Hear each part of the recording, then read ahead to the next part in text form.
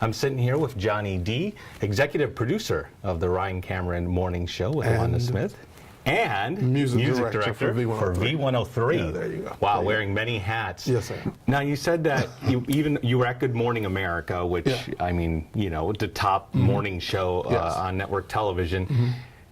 But you said you kind of felt something missing with radio, and you even went and got that part-time job. Let me tell you what my difference was in radio and television. TV was a little more stuffy for me.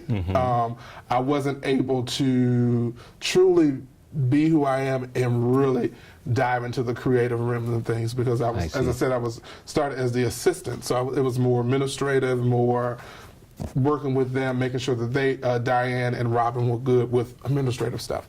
And then I got into the booking part, which it was awesome job. Literally, you would come to work every day with a suitcase, and because I was a junior booker, not a senior booker, I would have to, you know, you come in, there's this assignment board in there, and, you know, the senior bookers always got to stay in New York.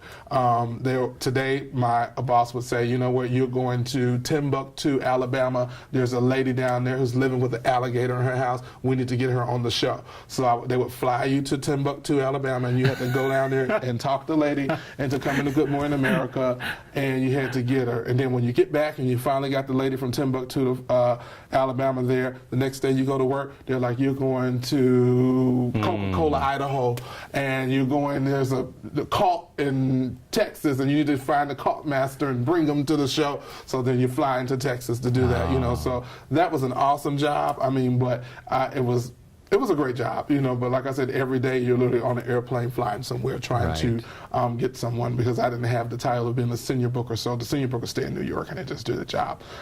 So I did that, but I also just felt, you know, I go by feelings a lot, you know, and knowing when I'm in my passion. And everybody thought that I was crazy for leaving Good Morning America, going back into radio. You know, I had car service. I was living in Columbus Circle, doing great things, but it still wasn't truly who I was. You know, I didn't feel myself in doing that job. I felt that I was doing a job, and it wasn't my passion. And radio, when I do radio, it just comes so natural to me. Of course, we have a lot of students here at the Institute. What piece of advice could you give them? They all want to get into the business somehow, but they're, you know, at the very beginning of their career. What piece of advice can you give them to be successful in this business? The best advice I can give them as a college student is to get an internship.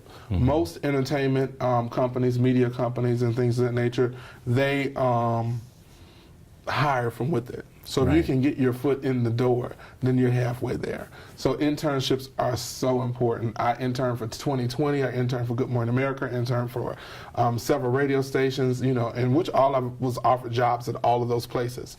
Even now working at V103, we hire from within those interns, like Danny, who was here before me. She started as an intern at V103, and she's now moved up. Ryan Cameron, who's the host of our morning show, started as an intern at V103. Really? And he stayed there, and I think he went to a competing station for a few years, but for most of his career, from 18 years old to now, the morning drive man, he was an intern there. So internships are very important. Make the money, as I said in the room there, make the money your secondary goal. You have to follow your passion, and if you follow your passion and you're good at what you do, the reward will come in its own. You know, you can't. I was literally homeless working in radio and didn't know how I was going to do it, but I just continued to work and work and work.